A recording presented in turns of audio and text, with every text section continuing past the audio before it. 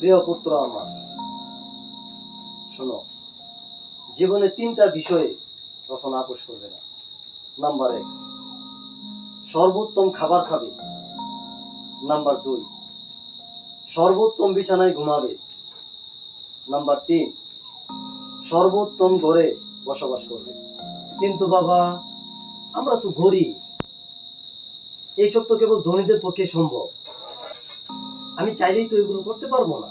প্রিয় বাচ্চাগণ, শোনো, যদি তুমি কেবল তখনই খাবার খাও যখন তুমি সত্যিকারে ক্ষুধার্ত হও, এবং সেই খাবার যদি আসে সৎ উপায়ে, অন্যকে না ঠকিয়ে, তাহলে সেই খাবারই হবে তোমার জন্য সর্বোত্তম খাবার।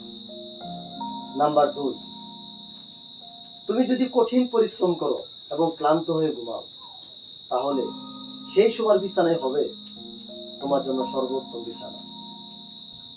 নাম্বার 3, আর যদি তুমি মানুষের সাথে ভালো ব্যবহার করো এবং মানুষের প্রতি সদয় হও, তাহলে তুমি মানুষের হৃদয়ে বাস করবে।